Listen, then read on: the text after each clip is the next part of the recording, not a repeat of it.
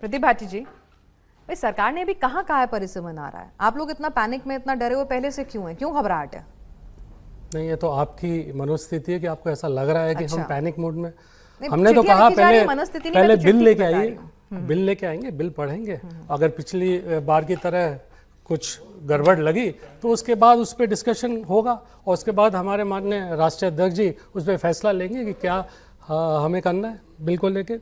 लेकिन सरकार panic mode में है। अच्छा, सरकार इसलिए पैनिक मोड में क्योंकि जो पहले वो कर चुकी थी, ये परिसीमन डिलिमिटेशन JNK में भी हुआ और आसाम में भी हुआ 2023 में, और किस तरह से किया वो तो आपने देखा ही होगा।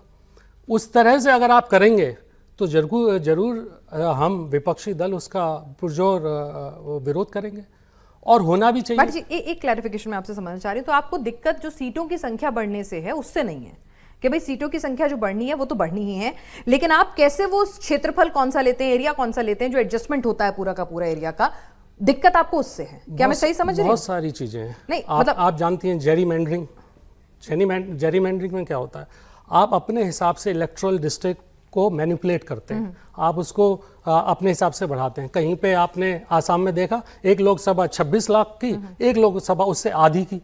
कहीं पे आप पीर पंजल के पर्वतों से पार ले जाते हैं उसी लोकसभा को, कहीं आप कहीं से और से जोड़ देते हैं। तो जिस तरह का आप मैनिपुलेशन करके वोटों की चोरी के बाद ये नया चीज लेके आए हो कि जिस तरह से आप स्वीप कर लें इलेक्शंस, ये हम होने नहीं देंगे। और लोगों के साथ धोखा है, ये लोगों के साथ धोखा है। परिसीमन एक सतत प्रक्रिया है, सतत प्रक्रिया सरकार करती थी। लेकिन आपने किया क्या 2023 में? क्या ये सवाल आपने नहीं पूछा भारतीय जनता पार्टी से कि उन्होंने 2023 में ऐसा क्यों किया? क्या आप सिर्फ इलेक्शन जीतना चाहते हैं, किसी भी तरह से कहीं पे गठजोड़ करके इलेक्शन जीतना चाहते हैं? अगर आप मेन चीज होती है कोई भी अगर सीट बढ़ भी कहते हैं ना सभी लोग आपके साथ हैं, नहीं अगर सीट बढ़ भी जाती है, हाँ, अच्छी बात है, सीट बढ़नी चाहिए। एक एक करके देखिए, जनता भी यहाँ पर बैठी है ना, और बाहर भी तमाम लाखों लोग हमारे दर्शक आपको सुन रहे हैं। समाजवादी पार्टी जो सीटों की संख्या बढ़ना है उसमें तो उसे कोई दिक्कत नहीं है, उसे लगता है कि हाँ बढ़नी चाहिए, और जो 50% वाला फॉर्मूला सरकार कह रही है वो भी आपको सही लगता है? पहले इस चीज पे क्लैरिटी दीजिए, फिर आपकी दूसरी बात बिल्कुल सुनूंगी तसल्ली बख्श। तौर पे हमने पिछली बार पूरा एक पैकेज का विरोध किया, अभी आप पूरी चीजें आ जाती है। सरकार क्या करती है, पीछे के रास्ते से चुपचाप कुछ ना कुछ गड़बड़ घोटाला करके लाती है। क्या घोटाला? जब तक आपने पिछली बार नहीं देखा परिसीमन का, मैंने अभी आपको एग्जांपल दिया किस तरह से किया परिसीमन। वुमेन्स जो एक एक्ट बन चुका है, वुमेन्स बिल, उसे वापस लेके आ गए। आप वुमेन्स बिल का तो अगर वो करना चाहते हैं, लागू करना चाहते हैं तो करंट सेंसस पे करना चाहते हैं, लेकिन परिसीमन आप 2011 से करेंगे। क्यों 2011 से करेंगे? आप लेटेस्ट क्यों नहीं करते? पहले सेंसस करिए, कास्ट सेंसस करिए, और उसके बाद फिर आप डिलिमिटेशन करिए, और उसके बाद कोई और चीज करिए। एक मिनट सुन लीजिए, परिसीमन जो है उसके अंदर अभी जो फिलहाल जो सीटों की संख्या बढ़ेगी, पहले रीएडजस्टमेंट ऑफ सीट्स के कहां कौन सा क्षेत्र किस सीट में आएगा वो अलग बात होगी। द नंबर ऑफ सीटें जो बढ़ेंगी वो पहली प्रक्रिया होगी, ठीक है, उसमें 50% का फॉर्मूला लागू कर रही है सरकार, कह रही है भाई 50% वाला फॉर्मूला है, तो उसमें तो आपको कोई दिक्कत नहीं होनी चाहिए ना। मैं इतना कह रही हूं, पहले स्टेप बाय स्टेप चलते हैं ना, पहले में दिक्कत है कि नहीं?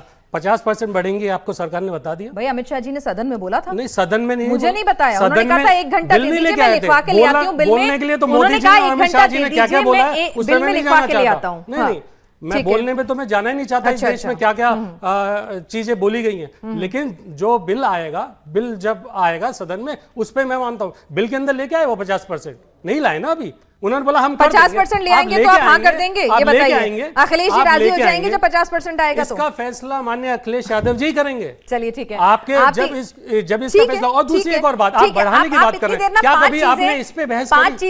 5 चीजें सुनिए, आप अपनी पार्टी कैसे चलाएंगे मैं आपको सलाह नहीं देती, मैं किस चीज पे बहस करूंगी मैं तय कर लूं। अगर आप आगे तो एक बार आपसे काफी देर बात कर ली, मैम से भी कर लें। जरा ये बता दीजिए कि परिसीमन के नुकसान क्या है, और क्या कुछ ऐसा है कि जो बीजेपी सरकार पहली बार कर रही है?